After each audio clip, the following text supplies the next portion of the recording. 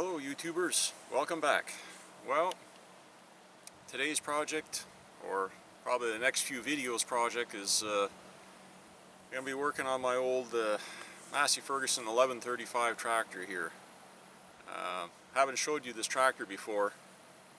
This old girl here has been a staple around the farm for 15, almost 20 years ago when I first acquired it. Been a great tractor. Has done a lot of work around here. It hauled countless loads of fill at another farm site, thousands of cubic yards of manure over the year, cleaning cattle pens and you name it, running manure spreaders. It's been a staple on the farm here for a long time. It used to do all my baling on the round baler for many years, and it got replaced a few years back with a newer, more capable tractor. Well, not necessarily all that much newer, but just a lot more capable tractor on the baler. And not that this one was ever horrible at the job, but just a more comfortable tractor for me. This one has gotten relegated over to running the hay bine. The last couple of years I've been having a hydraulic pump leak on it, and late last summer when I was finishing up, it really got bad. So it's been on the to-do list for way too long. It should have been already fixed. We're getting into the start of haying season here now.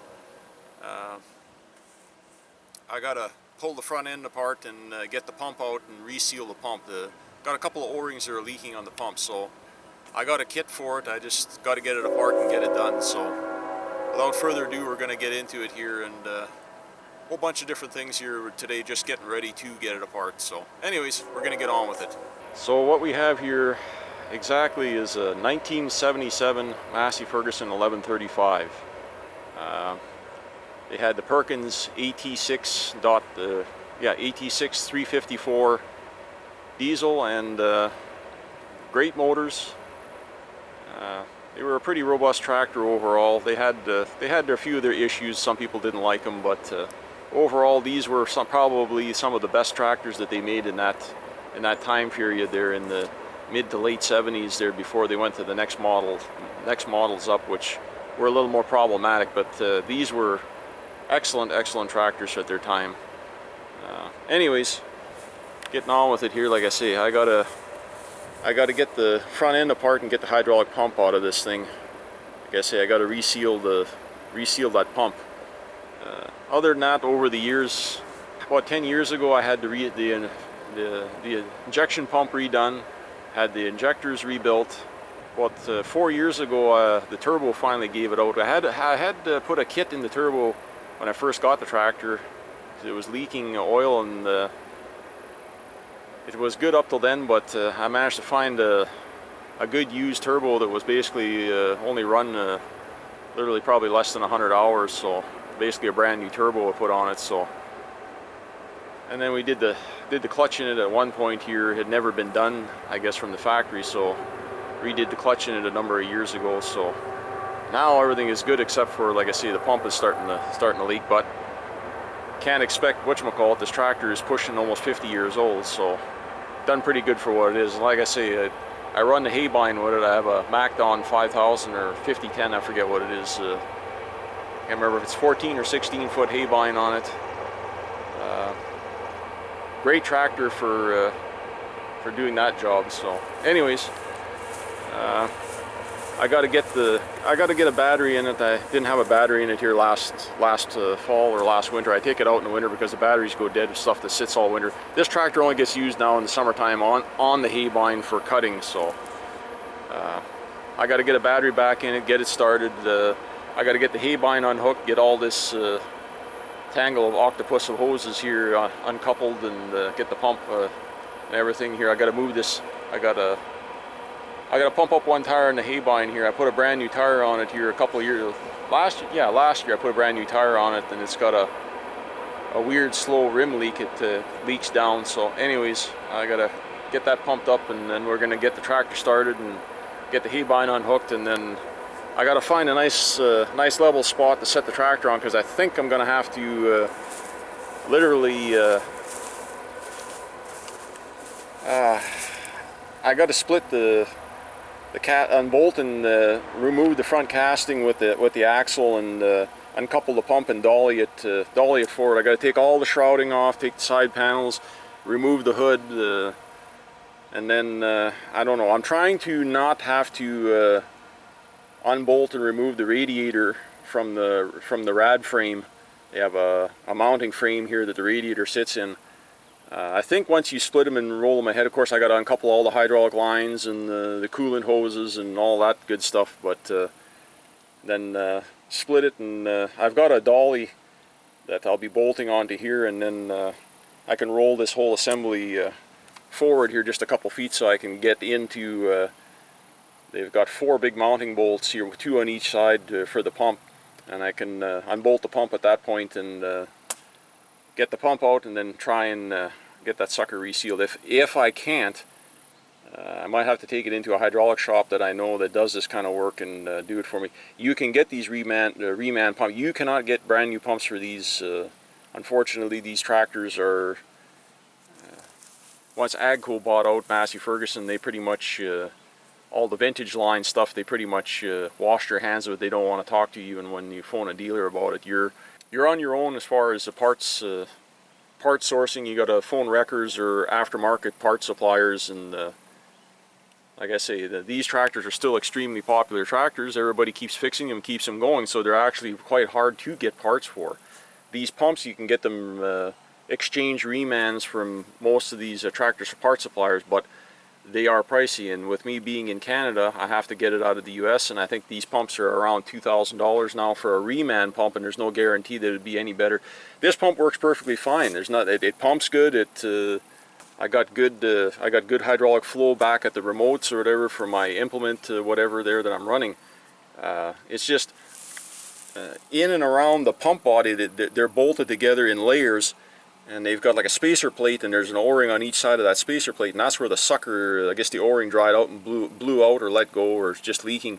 It was bubbling oil here last fall, and of course it's spitting oil and making a mess, and it's got all the tractor all gooed up here. So after I get everything unhooked, don't know if I'm gonna have time today, but I gotta literally pressure wash, take the side panels off here and pressure wash all the front of the tractor, get this cleaned up so I have a clean starter, because with hydraulics you do not want to have dirt and a mess or whatever. If you start messing around, opening up hydraulic lines and stuff, you got to have that all nice and clean. So anyways, I've babbled on here long enough again, so we're gonna get at it, and I'll set you guys up here in a second here when I start getting everything going here.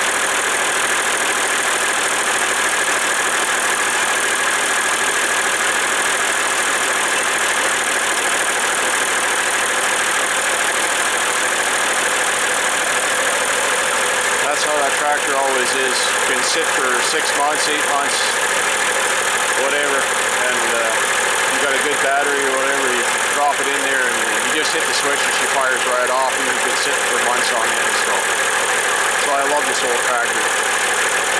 Anyways, get you guys back here again in a second here when I pull up and get this hay vine unhooked here.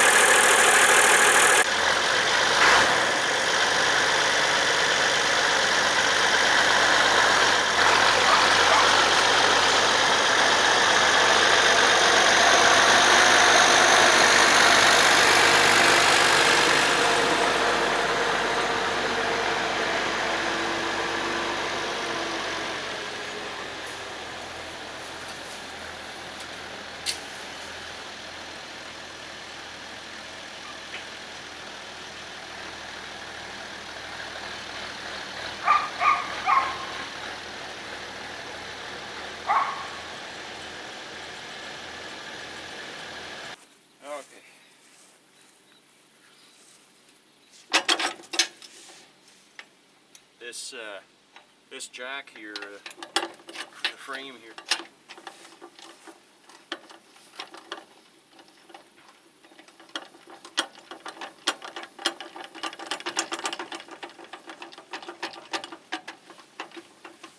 These implement jacks they have on here, they're stored up over on the back frame of the hay bind, out of the way, so you don't hook them with the tire and rip them off. All of these hay binds of this era, they had what they called a hitch extension that bolted onto the drawbar of your tractor. It brought the hay bind out about 18 inches further, 16 to 18 inches out further from the main drawbar of the tractor. It just sat the whole unit back a little further to give you more wheel clearance to the tongue, so you could turn tighter. You could go past the center and cram right in, basically. It was to make for a better turning radius.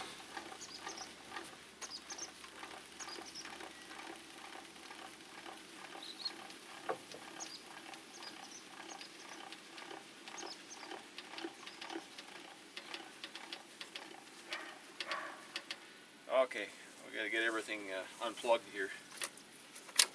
I got quick release breakaway couplers on all my Pioneer hoses on these tractors.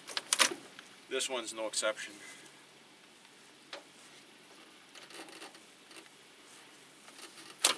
There we go.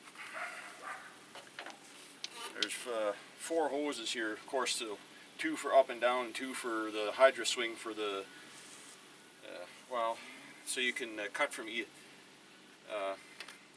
these things are designed, agricultural people know this, anybody that's not in farming, these hay cutting machines are designed so that you can run one side of the field.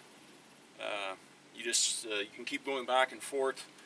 They're not set directly behind the tractor. They're not set just to the right or to the left. You can cut either to the right or to the left of you, so you can go to the field, turn around, come back on the same side of the same side of the field, the same cut. So when you come to the end of the field, you swing it over to the other side, turn around, and go back on your same windrow that you just made. So that design's been around for a long time. So they have a keeper chain on here to keep the pump and the whole assembly here just slides onto the PTO unit of your tractor. Actually, the tractor PTO has to carry this whole pump assembly on these hay binds. A little bit of a hokey deal, but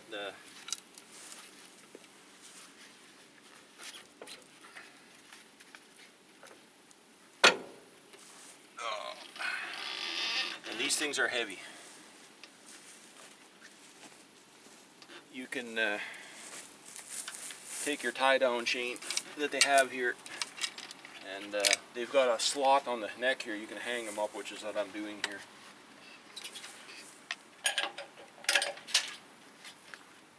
There we go.